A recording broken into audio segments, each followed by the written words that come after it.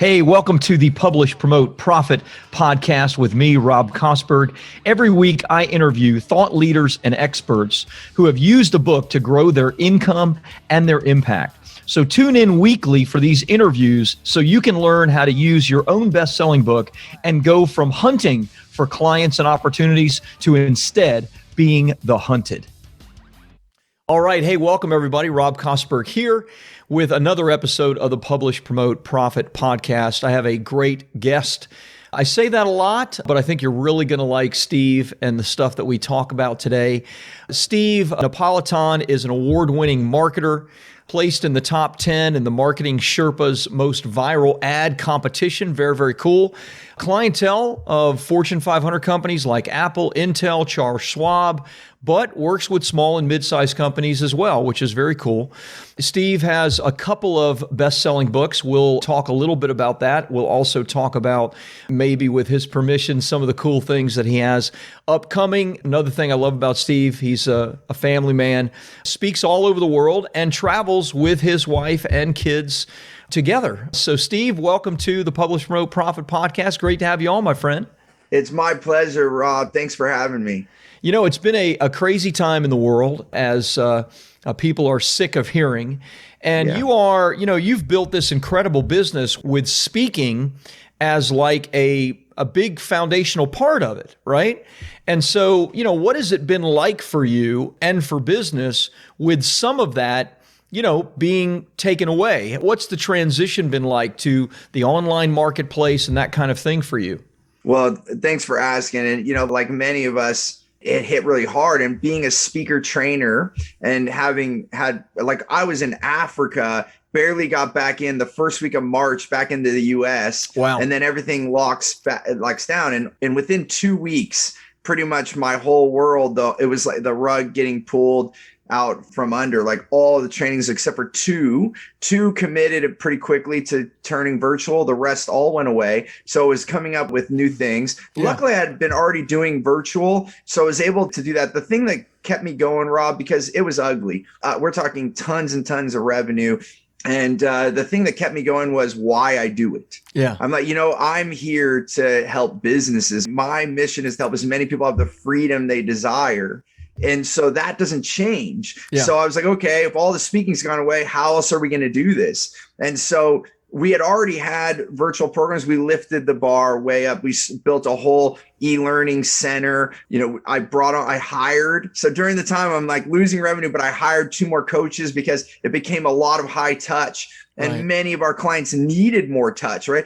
So I even had this craziness at the very beginning. People were like, we can't sell right now. It's, everyone's in, and I was like, wait a minute, what do you mean you can't sell? Yeah. And I was like, so you don't want to do business? And then this person was so pushing back with me. I said, does your business hurt people? Oh, good question. They looked at me and they're like, you're crazy. What? No way. No, my business doesn't hurt people. I'm like, well, then why would you stop helping? Right. So that's been my theme, Rob, right there. Yeah. Why would I stop helping? So I just completely reinvented the business to the next level. And I'm going to welcome getting back on stage. I did have my first one 3 weeks ago. It was hybrid, but it was really rewarding to be able to get back on the stage again, too. Yeah, so. Very cool. We at Bestseller Publishing, we obviously don't, teach any of the speaker stuff. And by the way, I watched some of your speeches, or at least parts of them, and love your style. Love how you give to people. Obviously, we'll give some links for people to check out your stuff in case they're looking for speakers, because you'd be a good one for them to choose. But, at Bestseller Publishing, one of the things that we see many of our clients want a book for is to land bigger speaking engagements, make bigger fees, make a bigger splash, a bigger impact. And it has been honestly a little surprising to me how many of them have successfully transitioned over to this virtual space. It seems like in the very beginning, and you may have experienced this exact thing, that many places were like, no, we want in-person only. And yet within a month or two, it seemed like many of them had been able to transition over and capture an entirely new kind of market, if you will, in this virtual space. Now, I don't think the in-person stuff's ever going to go away, but have you kind of noticed the same thing, maybe more embracing the virtual event model?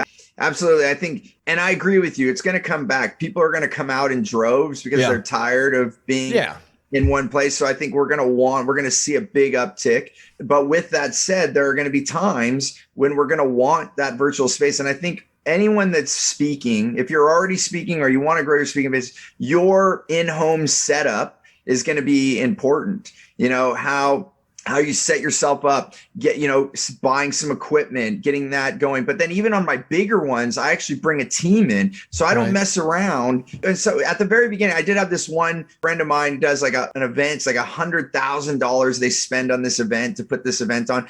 And then he called me right before the event and it was too late. I couldn't help him, but he was like going to his office by himself. And I was like, what are you doing? I was like, don't go from $100,000 to $2,000. Like, I mean, so when I have, and maybe this is a little bit more than what you were looking for, but when I do my event, so I also run my own events, plus I go to other people's events. So I do about 6 events a year and we didn't cancel any of those last year. Nice. We kept them all. We turned them all hybrid. I had a small 3-man crew come to my house. We had multiple cameras. I had music, I had a musician and they were in a different place. They were in Atlanta. So they were able to play, open it up. We were getting people moving. We had them stand up. And I think a lot of people are having this idea of Zoom fatigue. That word is coming up more and more. And everyone's been asking me for shorter speeches. And I said, no, that's not what I'm doing. I'm doing longer. So I'm asking for a minimum of 90 minutes. And here's why.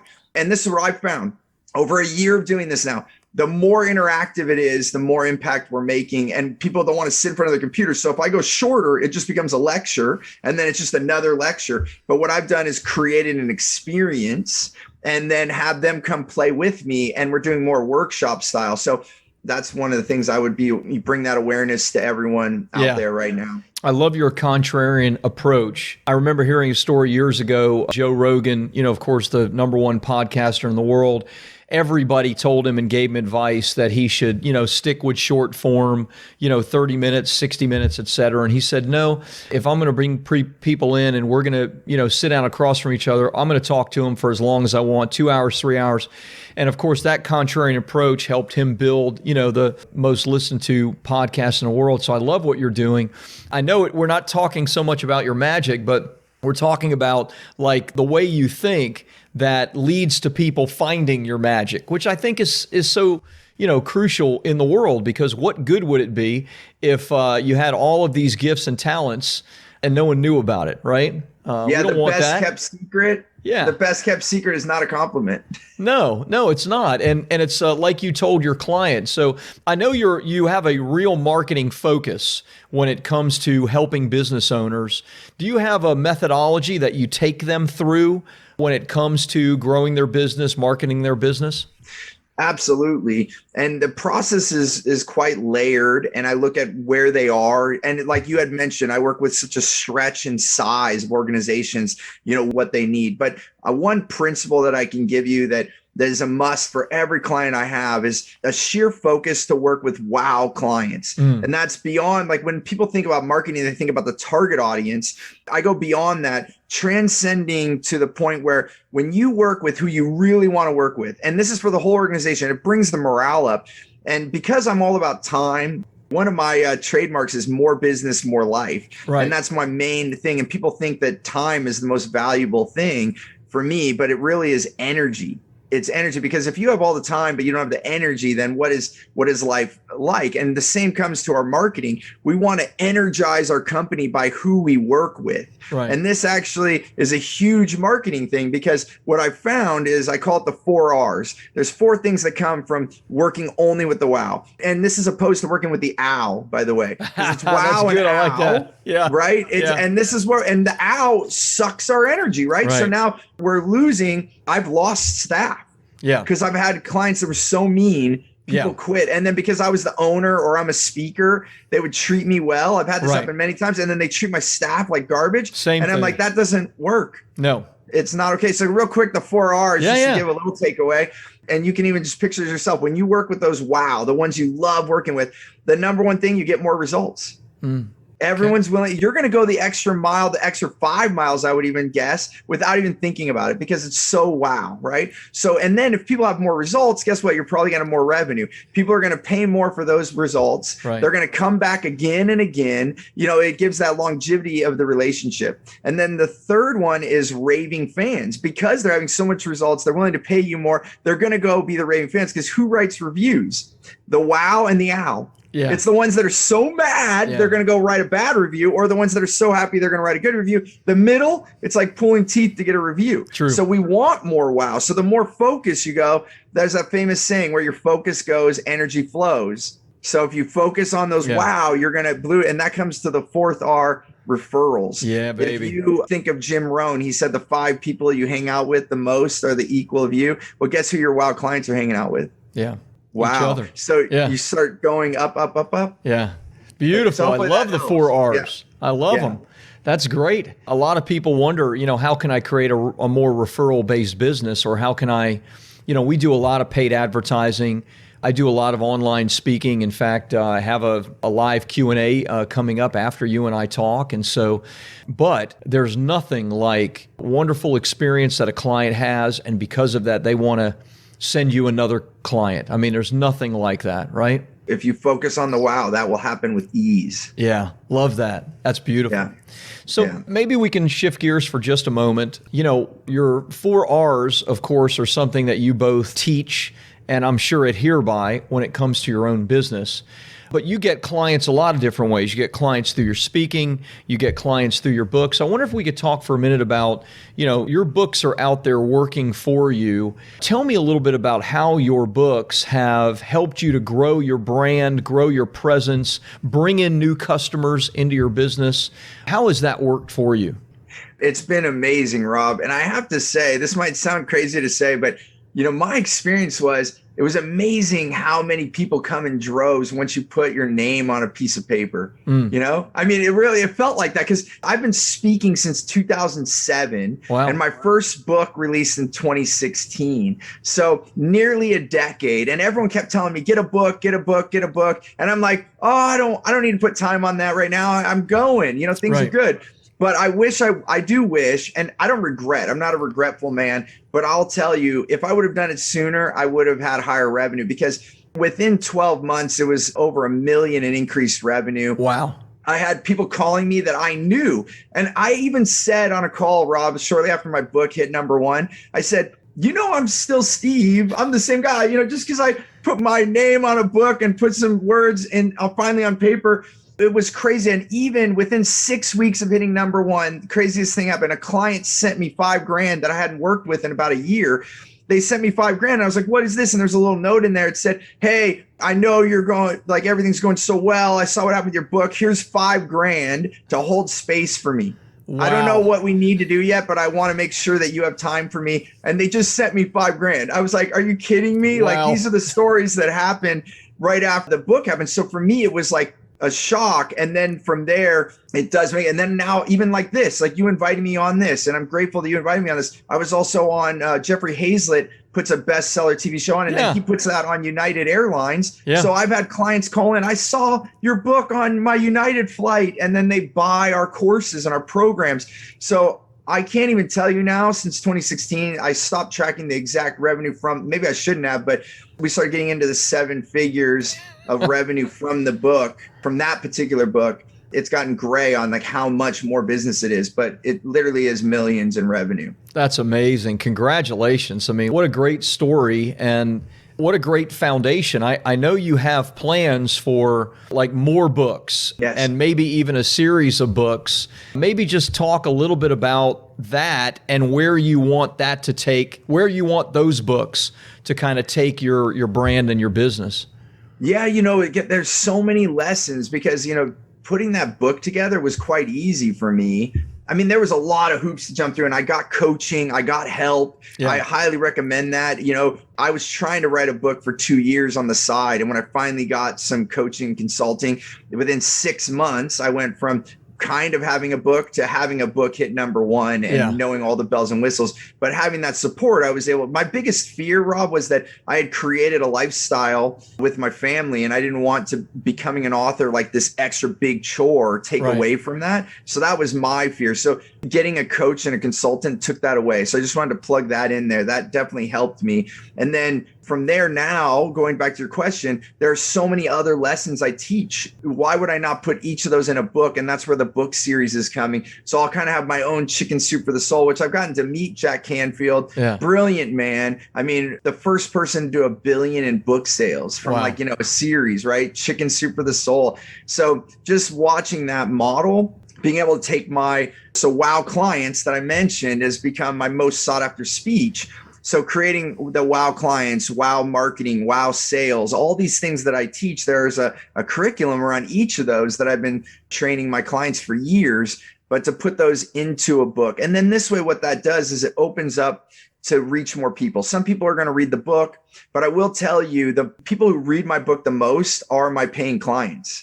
It's interesting now, it flip-flopped. At first, the book got me in and it still does. But now I find the biggest readers, the ones that come with Post-it notes around the whole book. And those are the people that have taken a class from me. And then they go read the book as supplement to the learning and they're devouring the book. And I've seen people with my second book, The Hour a Day to Six Figures, with so many Post-it notes because it is a how-to book. So it's like they can, it's like a little encyclopedia for them, you know, it's so there's so many layers, I guess, what I'm getting at. Love it. And does that help? I know there's a roundabout way. That helps a ton. I actually want to put you on the spot a little, if that's okay. No, go for it. You know, it's funny. It sounds like up until this point, a lot of what has happened with your books is organic and has happened, you know, kind of naturally, and people have come to you, which is something that we talk about a lot at Bestseller Publishing.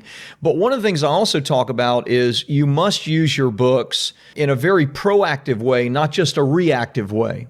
And so are there some things that you're doing proactively with your books, sending them to potential clients or sending them to potential speaking gigs, that kind of thing? Is there any proactive methodology? I'm going to say a then and now. Okay. So now has trickled off because I'm just now presently working on the new book. So I'm kind of gearing up for that. And I've kind of moved my branding away from the old book. So there is a slight gap. But if we go back a couple of years now, I was very active. In fact, I purposely launched my book on a speaking gig. So nice. When we launched my book, one of the ways that we hit number one is I was speaking and I asked everyone in the audience to buy my book. Yeah. And they did it. Like, well, not everyone, but a lot of people did it. And, you know, within 2 hours of launching the book, we had sold like 300 copies and then we just kept going. And so it was very, very proactive. And absolutely. And, you know, it still happens to this day. I just working with a $1 billion company and I'm on the phone with the CEO. And we were talking about it. He's like, can you send me something I can digest about you before we move forward? And then I can grab a chapter. And so I don't give him the whole book. And it's like, hey, read this chapter. It's right on point with what we were talking about. Let's have, and then I book the next meeting right away. So when I get into that next meeting, and then that kind of sealed the deal. And I'll tell you, just being vulnerable, I was a little nervous because the book's from 2016. I promise you, as a teacher, I've evolved so much. Like even the 4 R's are not in that book. They're in there, but they weren't like 4 R's. It's like my stuff has gotten cooler. So I hesitated. Rob, I almost didn't click. And I'm like, oh, he wants me to send him something I don't want. And I sent it anyway. I'm like, you know what? If he doesn't like it, then we're not meant to work together. Thank goodness you sent it. Oh, he said it was so simple. And he said, that's the genius. You know, he's like, I could see how you make learning easy. And he got that from reading that. And then now we have an engagement. So actually next week I start with them. And this is a minimum, probably $150,000 to $500,000 engagement. We don't know the full spend yet from reading a chapter in my book. Incredible. You know, Steve, I actually hear that a lot with my clients. I mean, we tend to be the worst critics of our work. And because we do evolve, we do change. My Publish, Promote, Profit, which hit Wall Street Journal and USA Today bestseller, I've changed in the 2 years since that has been out. We've added new things. There are things that we do differently now. But the truth be told, you know, what you wrote in 2016 is still you. It's still great. And I'm so glad you sent that because we wouldn't have had the story if you didn't. I have one other quick story, if I may, that totally hits the point on this. This is what got me to overcome it. So when that award you brought up, when we were the number 6 viral ad in the world, we beat out Levi's and Disney. I started getting asked to speak. I was not a speaker, and then after I did my speaking gig, everyone said, this is so valuable. You've got to do a course. So then I did my first course. I worked it all up, and we had people sign up, and they were paying $4,000. It was a 12-week course. Yeah. And I freaked out. I almost canceled it, Rob. I was like, this is not good enough. I was so picking on myself, and the people I was with, they convinced me to do it. I did it, they said, it's going to get better. Once you start teaching, you'll be fine. It didn't. As I was teaching, I was like, oh, this is so bad. I can do so much better. The whole way through, I'm beating myself up. And then even after, I thought people were going to ask for a refund. No one asked for a refund. About a year later, maybe it was a year and a half later, I got a phone call from one of the women that were in the course, and I remembered all their names because I felt so bad. And I saw her name come up on my phone because I had it in my phone. And then I was like, oh no, she's finally asking for a refund. That's what I thought in my head. I get on the phone and she said, Steve, I just want to call and thank you. I still take my notes from that class. It's changed the way that I do my sales and marketing. You completely changed my business. Thank you so much. Wow. And that's what I needed, Rob, because that moment, it clarified me. No matter where we are as a teacher, we can always be better. We can always be better. But there are people that don't know what we know. And it's our gift to give that, no matter where we are. And we just have to suck it up because they don't know the other stuff that we know. They have no idea. Right. And so it's really something inside ourselves that was holding me back, not what they were perceiving. So I had to get out of my own head and then let my work do its work. Nice. If that makes sense. Oh, it's beautiful. Thank you for saying that. I mean, we are our worst critic. And because of that, so many people do not let their magic, their full impact really be made. And, I'm glad you've overcome it. I certainly have had my challenges with it as well. Every author that we've worked with, over 1,000 authors, I can tell you at one level or another, they have had the same questions and concerns about their work. Because yes, it can always be better, but it will make an impact when you really give authentically and from the wealth of knowledge that you have. So that's a great story. Thanks for sharing that. It's my pleasure. I mean, because it really helped me overcome, and it's probably what helped me push that button. Yeah. And it doesn't make those feelings go away. Because even now, just a week ago, I still was hesitant before I pressed send on the darn email. So it still shows up. But then because I had that story, I was like, wait a minute, Steve, send it. Yeah. And now you got another story. That's it. Now, it's story on top of story. So it is beautiful. And, even thank you for what you do, because it's one thing to create a book, but then you have to market it. It's one thing I learned I went to film school and then became a marketer, but I always told people it's show business. It's not show play. Yeah. So you still have to build the business around your work, the book that you're creating. So I think it's, compliments back to your work, because you're helping people with information, learning, or whatever their book is, but then they have to package it all around, which is what you're sharing here, Yeah. So. Beautiful, man. Well, thank you. Thank you for saying that. Good stuff. I mean, let's tell people, where can they best find you, website, or I know you have your own podcast and such. So where can we send them, Steve, to get some more info about you? Yeah, well, the simple place, because whatever your flavor is for social media, then we've got them. But you just go to Steve Napolitan, that's NAPOLITAN.com. So SteveNapolitan.com.